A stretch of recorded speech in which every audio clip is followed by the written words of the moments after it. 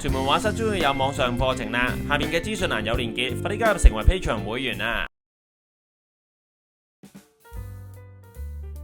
大家好，歡迎收睇今日想講嘅係變色 marker 墨盒筆啊！好，依排嘢好有趣，咁就係首先你畫咗嗰個 marker 嘅顏色，然後咧用第二個頭去掂佢咧，佢會變色嘅喎。一排有12支。3歲以上就可以玩㗎啦，咁就係小朋友向嘅顏色筆。好，我哋望一望啲筆先。我攞啲上手，大家望一望。佢咧驚細路仔唔識咧，佢會有嗰個指引嘅啦。我試下轉轉頭，佢寫住一係 draw， 即係你用依個筆個頭去畫你嘅顏色先，係 marker 嘅係斜嘅平頭嚟嘅。跟住咧就第二就 switch 啦，咁就用呢個白頭尖嘅，就喺頭先個顏色上面一畫咧，嗰個顏色就會變色。我試俾大家睇下。咁首先用嗰個一，即係上顏色嗰邊啦。然後咧你白色邊個一落咧，哇！嗱佢即刻咧就會變色㗎啦。但係你就咁用嗰個變色嗰個頭畫就冇用嘅，所以我就要落咗個底色先，得唔得？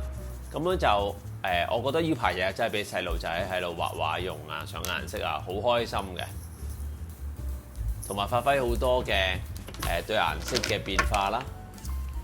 咁我而家就逐支試俾大家睇下先。好，喺度整個廣告添。如果大家仲未買聖誕禮物嘅話，大家快啲去我嘅 minipetty.com 裏邊咧購買任何類型嘅美術用品咧，全線係有9折嘅 ，OK？ 咁呢個優惠咧，我就會去到年尾，同埋咧折扣咗之後，如果係過咗1500蚊嘅話咧，我仲送多盒水彩俾你哋添。咁咧就呢個數量有限，送完即止，大家快啲去 minipetty.com 購買啦！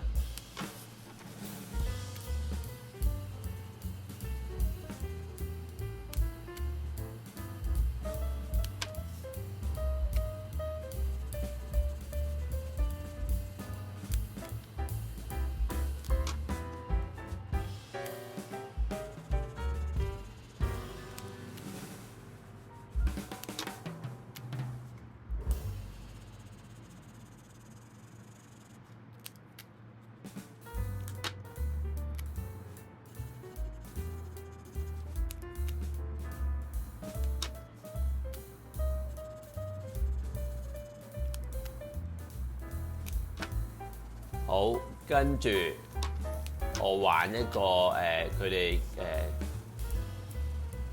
提示嘅玩法啦，就係咧你可以將顏色咧拍晒一排，然後咧喺上面再畫個公仔，咁你就會一個整體嘅變化。咁咩顏色就冇乜所謂嘅，我覺得你自己配襯啦。咁因為係 marker 筆嘅關係咧，佢落咗落去咧就改唔到噶啦。不過係細路仔畫咧，又真係唔使太在意，同埋啲顏色都 OK 鮮豔，同埋都好實嘅色。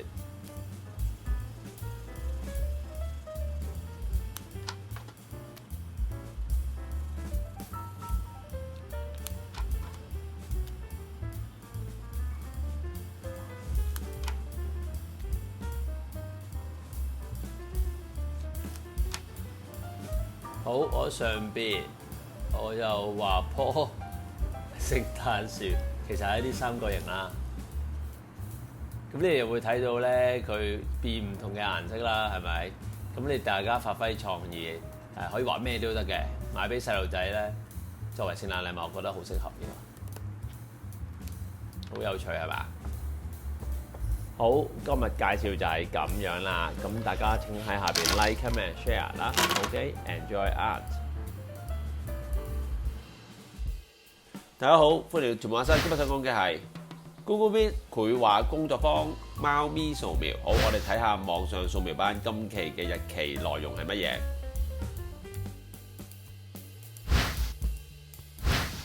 跟住我哋搞掂咗上半 part 噶咯喎，我哋搞下半 part 啦。好啦。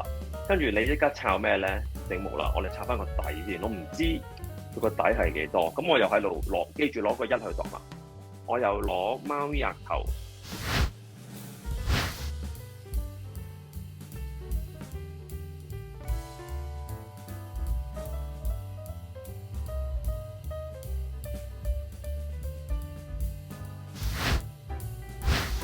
好，我哋睇下課程內容啦。好，一如以往啦，我嘅網上素描班呢，就係6堂嘅課程為1期，咁就2堂1個作品，所以喺6堂裏邊呢，大家可以完成到3張作品啦。我 basically 呢，就係每一堂呢，我係會有一個部分係教畫素描嘅，大約係1個鐘頭到啦。咁另外嗰半個鐘頭呢，我就會有名畫欣賞，我就會係揾翻一啲相關嗰個課程內容嘅名畫啦，咁樣做一啲分析啦，教大家點樣去睇嗰個畫畫啦。因為我好強調大家要係識得睇得明，其實繪畫藝術係咩回事，你先畫得好嘅，好冇 ？OK， 咁樣呢，我今次嘅題目呢，就揀咗我最中意嘅貓咪。第一個作品呢，就係一個3色貓嘅貓頭。咁呢張呢，就係有你見過3色貓啦，佢有啲啡色啊成啦。